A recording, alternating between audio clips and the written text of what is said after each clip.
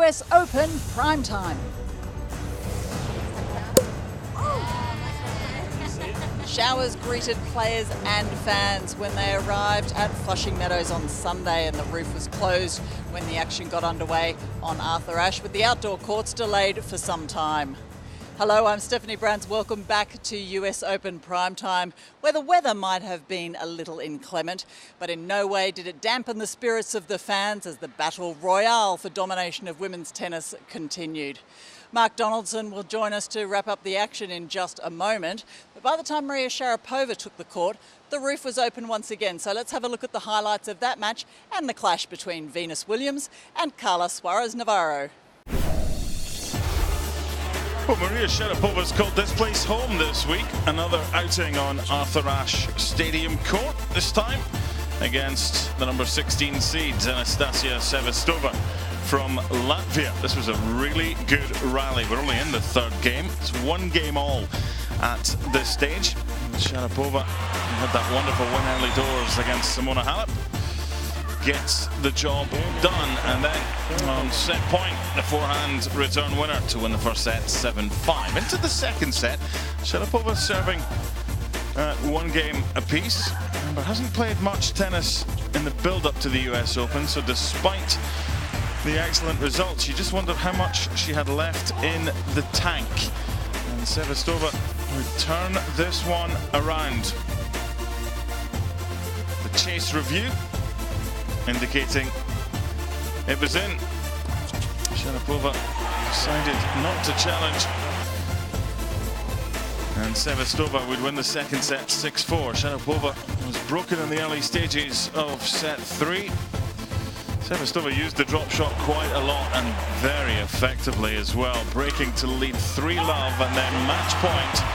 Anastasia Sevastova, the Latvian, with a big serve. She's small, she's only 5'5". As you can see, Maria much taller, but defensively today she was excellent. Sharapova's run is over. Sevastova through, winning 5-7, 6-4, 6-2. Ultimately, I can take a lot from this week. It's great to get that major out of the way. It was an incredible opportunity. I'm very thankful for the opportunity, and I did my best, and I can be proud of that. Venus Williams continued her march to a possible 8th Grand Slam crown, proving too much of a handful for Spaniard Carla Suarez Navarro on Ashe Stadium today. As Suarez Navarro on serve, Venus hammered a backhand down the line to win the point and take a 3-2 lead in the first, and she would not be headed from there. Strong at the net, a powerful forehand volley offered a cushion of 2 set points. Pretty straightforward for a player of Williams' calibre. She converted to win the first 6 games to 3. Suarez Navarro, though, was up for the challenge, determined not to give Williams everything her own way, whipping a forehand down the line to win the point, ensuring the break. And it was rinse repeat. With the bit between her teeth, the Spaniard charged on to win the second set, but in the third it was vintage Venus. 16 years after her last win in New York, Williams was scintillating, finishing the rally using her strength at the net. And that backhand volley gave her break point. Julie converted, the lead for Williams 3-1. Well, match point, Williams doesn't blink. Another forehand volley winner sees Williams into the quarter-final, winning in 3 sets, 6-3, 3-6, 6-1. I was happy about this match because, she wasn't seeded here, but obviously she knows how to play. She's played deep in the majors. She's won big titles, so this was my best match. So I was happy to see my level rise as the tournament is continuing, as I know that my opponents are going to be better and I need to be better. So to be out there and be able to execute things that I wanted was a good feeling. Coming up on US Open Primetime, Garbiñe Muguruza played under the lights at Ashe, while Sloane Stephens took on Julia Georges.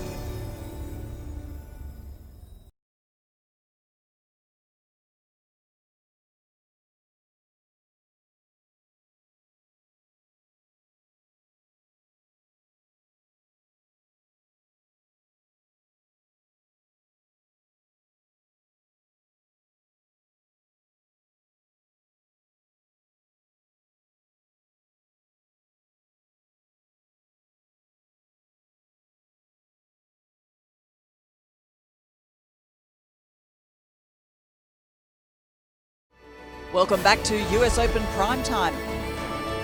Who will join Anastasia Sevastova and Venus Williams in the quarterfinals? Back to the highlights. The first match of the night session on day 7, Sunday at the US Open on Labor Day weekend, saw the number 13 seed Petra Kvitova taking on the Wimbledon champion, former French Open champion as well, the number 3 seed Garbiñe Muguruza. It was the 4th meeting between the two, and Kvitova in this one. She's been away for a while. She was the underdog against Muguruza, but she played some fantastic tennis. The first set was really tight. Topsy-turvy going one way, then the other. And Kvitova had her chances. Muguruza as well had opportunities, but in the end, the first set would go to the tiebreak. And Kvitova, despite Muguruza having 1 or 2 opportunities, the number 13 seed from the Czech Republic, Kvitova taking the opening set on the tiebreak, 7-6. 2 of the previous 3 matches between the two players went to 3 sets. The WTA Finals in 2015, which was won by Muguruza, and in Stuttgart last year when Kvitova won in 3 sets. This time the second set was a little bit easier for Kvitova.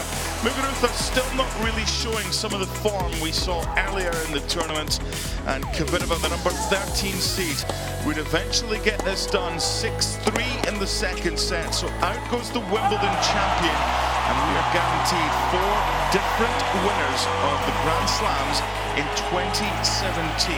Kvitova through, Muguruza, the number 3 seed, out 7-6, 6-3 on Ash. I'm sorry, I'm not sorry that I beat her, but I'm still happy that I'm in the tournament. But I mean, anyone from the draw can win the title here, so it's very open, and it's just nice to watch women's tennis, I think.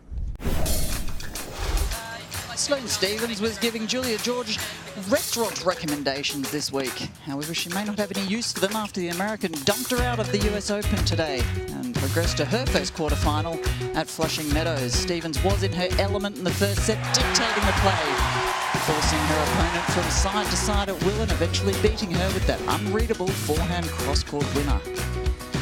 Georges, though, undaunted and came out strongly in the second, and it was the turn of the German to manoeuvre her opponent around the court and control the play.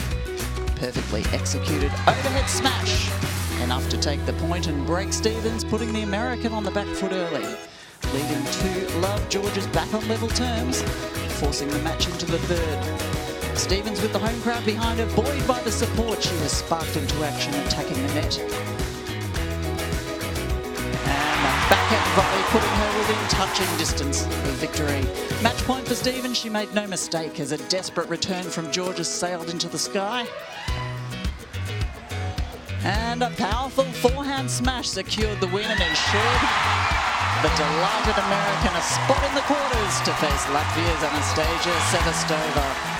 Final score, Stephens in 3, 6-3, 3-6, 6-1. Well, Mark Donaldson, we have a little bit more clarity on one half of the women's draw, but honestly, they're not all the names we're expecting. No, and Garbiñe Muguruza, the Wimbledon finalist and champion, is out, beaten by Petra Kvitova. Now, she's one of 3 who could still end this tournament as world number 1. She was asked about that after the match and said, look, I didn't come here to end the tournament world number 1. I came here to win it. She was frustrated. She is out. That's a big surprise, but what a story that Petra Kvitova is through. There's so many good storylines in this women's half, isn't there? After the break, we'll get you caught up on all of today's men's action.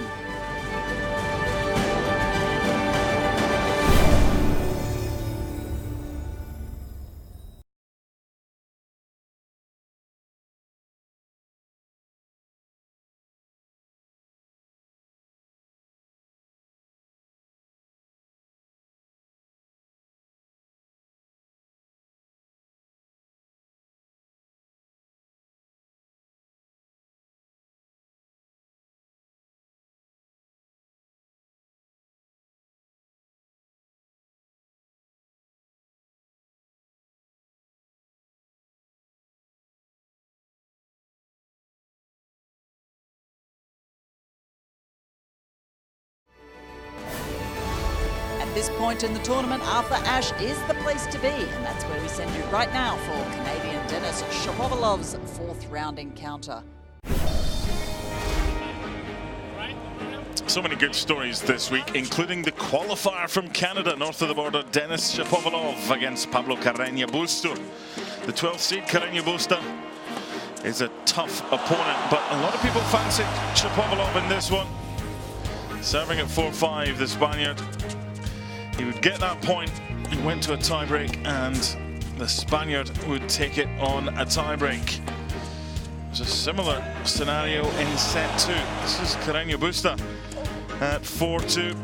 He would hold to lead 5-2, but Shapovalov would break back. The set went to a tiebreak. Carreño Busta serving at 5-3. What a point this was. Put away this time. Indeed. Shapovalov breaking back. The set would go to a tiebreak. This is the set point. The error from Shapovalov. Carreño Busta winning the second set. 7-6 again. Into set 3. Carreño Busta at 5-6. This is the point of the match.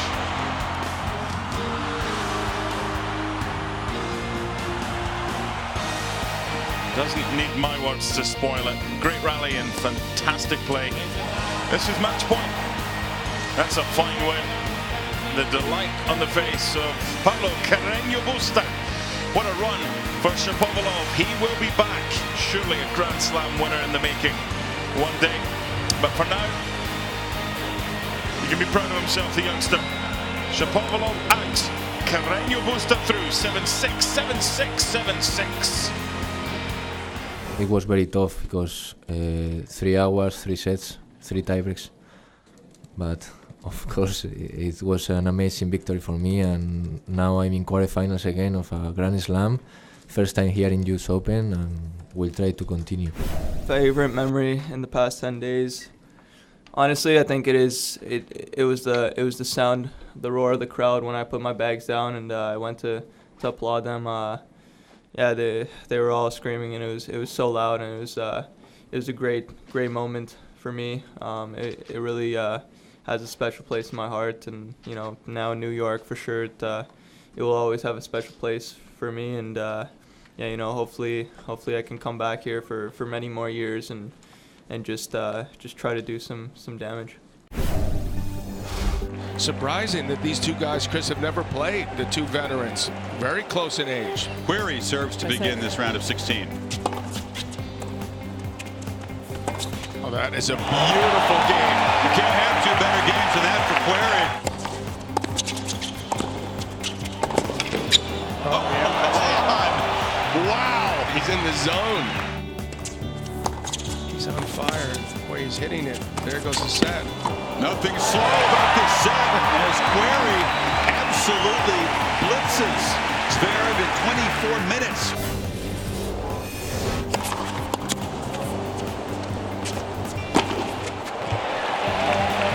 How do you do? Another lightning quick hold for Querrey. Misha did not seem to enjoy where those fingers were digging in. No pain, no gain. Now. Wow. Oh, what a finish to the set. A display from Querrey as complete and dominant as we've ever seen from the tall Californian.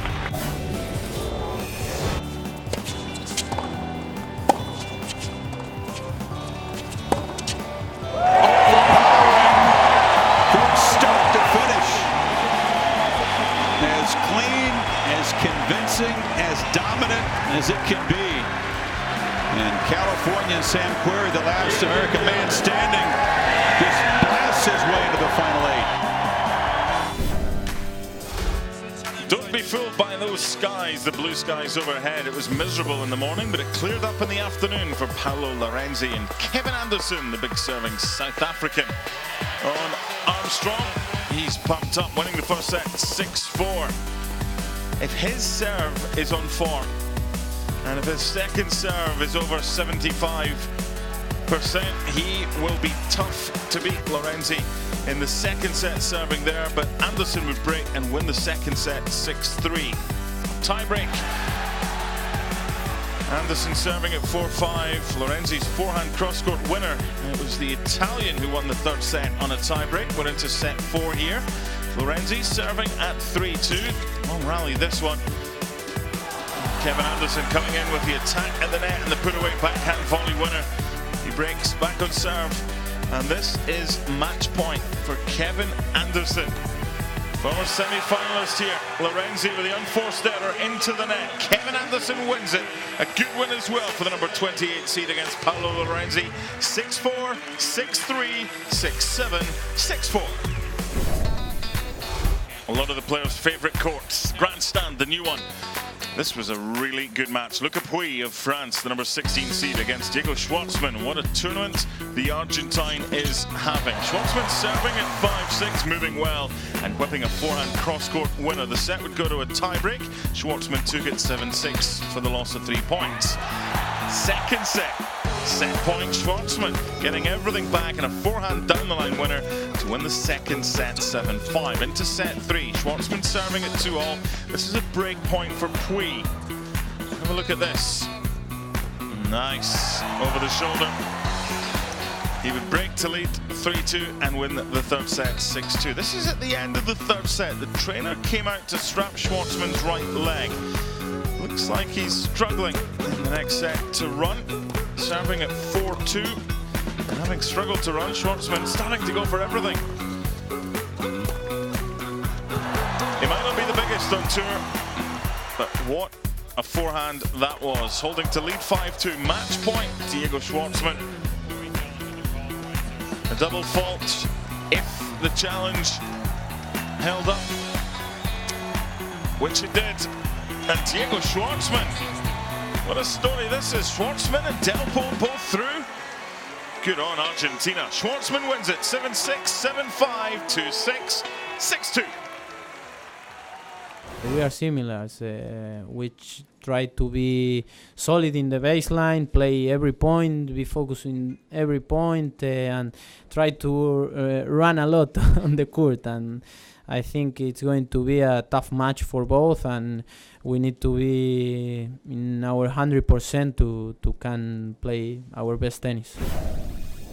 Well, Mark, there are sure to be a whole bunch of American women in the playoffs for the ladies. However, on the men's side, Sam Querrey is the last man standing. He is indeed. I mean, it's been a while. 2003, Andy Roddick, the last American man to win a Grand Slam.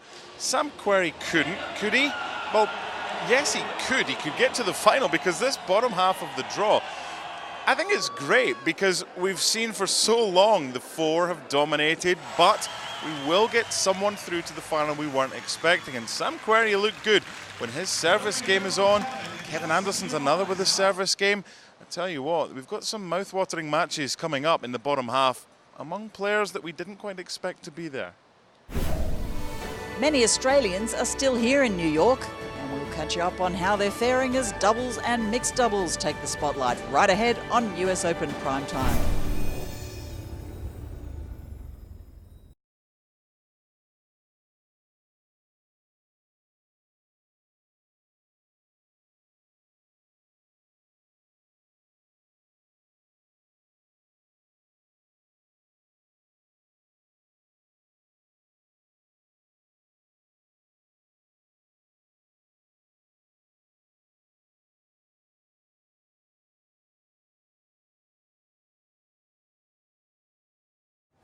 Welcome back to US Open Primetime. In other Day 7 results, Michael Venus of New Zealand had a win in the mixed doubles, but it was a loss for compatriot Marcus Daniel in the men's. Daria Gavrilova lost in the women's, and mixed results for Anastasia Rodionova, a win in the mixed and a loss in the women's first round doubles. For John Millman and Jordan Thompson, there was always going to be one winner. It was Millman that lost, Jordan Thompson with the win. Michael, congratulations. Your first victory was pretty quick. Had to work a little bit harder for this one? Yeah, exactly. I've known Santi for quite a while, played doubles with him a few times, so I knew it was going to be a tough match. We had some match points in the second set to close it out in straight sets, and then again in the tiebreaker, and unfortunately didn't get it, but managed to get there in the end. Yeah, so 2 victories into the quarters with Hao Ching Chan. How well do you know each other? Yeah, not very well at all, to be honest. I was in Cincinnati in the gym, and her coach came and asked if I had a mixed doubles partner here. At that time I didn't, so I said, yeah, let's play. The first time we talked was actually walking on court for our first match. So, yeah, it's been a bit of a learning curve, but it's been good. Well, with few Aussies left in action at Flushing Meadows, John Peers ensured there was something left for fans down under to cheer in the men's doubles. Look at this decisive volley from Henry Continent, giving them victory as they progress through. John, through to the next round. How pleased were you with your performance today? Yeah, no, it was a good one. I mean, it's always tough to sort of get up and going after you've had a bit of a rain delay and a sort of a later start than you expect. But no, it was good. I mean, we got into the match slowly and then sort of kept going and kept a steady level up, and it was good for us today. You were meant to be on at 11. You went on at 1:33. So you're thinking, okay, I'll have lunch afterwards when the schedule came out, and then you're playing through lunch. So what did you do? To be honest, just ended up having a couple of little light lunches and so you end up having like 3 or 4 meals before you walk on court, which you don't want to end up doing, but no, it's all you can really do and just sort of keep it going and keep fueled up. Obviously the victory in Australia, what is it that makes this place special as well? It's a very different slam. I mean, it's playing in New York's always dealing with all the extra things that go on. It's a very electric city. It's always got a lot of energy and it's always buzzing. So, I mean, there's always a lot more noise here, a lot more things going on, and it's always good fun to get back here. Here's a look at other scores from around the grounds. After her second match of the day, Mark caught up with Anastasia Rodionova. Anastasia, a mixed day for you, but nice to end on a positive note. Yeah, definitely. We were not that lucky in doubles today, but I'm glad to finish with a W in the mixed doubles. Australian tennis player and former Wimbledon champion Pat Cash is here in New York, and he was good enough to take a moment in advance of his protege Coco Vandeweghe's 4th round Ash Stadium match on Monday to tell us about their relationship and her game. You're here in a capacity as coach. Coco Vandeweghe, how did that come about? Gee, the coaching it was quite interesting. In the French Open, somebody contacted me from the management company and said, would you like to work with one of the men players? And I was like, for the grass court season and beyond. And I said, yeah, actually, maybe. Get back to me. And they said, oh, by the way, if it doesn't work out, there's Coco Vandeweghe's looking for a coach. And I went, wow, okay, that's interesting. And the more I thought about it, I thought, actually, I think I prefer to work with Coco. You know, she's attacking, she likes to volley, and I just saw so many opportunities to help her. And she had a really good game already, and her coaches have done some great jobs, and I just thought there might be some finishing touches that I could possibly help her with. So we got to work very quickly. Well, it is a long weekend here in New York, and there will be plenty of fans who are keeping a keen eye on the next stage of action because, once again, as we do every second day, it's the Roger Rafa Show. Yeah, now what we're going to get this time, I'm going to make one prediction, but it's not about Roger and Rafa. My predictions this week so far have been as good as someone saying to a fortune teller, you're going to have a birthday maybe in the next 365 days, but that prediction is still to come. I'm going to leave that till the end. For the Roger Rafa one, Rafa's during the day. Again, Roger is at night. Rafa's up against an opponent who may give him 1 or 2 issues. Dolgopolov, who on his day can be a bit of a genius, but he's consistently inconsistent. Philip Kohlschreiber, thanks for coming. Yeah, we'll see you next year. Enjoy that big check you're going to get. No chance. He's not got any weapons that can trouble Roger Federer. He's a good player, Kohlschreiber, but he's too steady. He doesn't have those big weapons. Roger will beat him in straight sets. As far as other results are concerned, or predictions, the first match of the day on Arthur Ashe will be an upset, and Jennifer Brady will beat the world #1, Karolina Pliskova. You heard it here first. Wow, predictions from the crystal ball of Mark Donaldson. Make sure you tune in tomorrow when we wrap up all the day's action. And don't forget, we're here every night of the US Open on US Open Primetime. Thanks for coming along today. We'll see you tomorrow.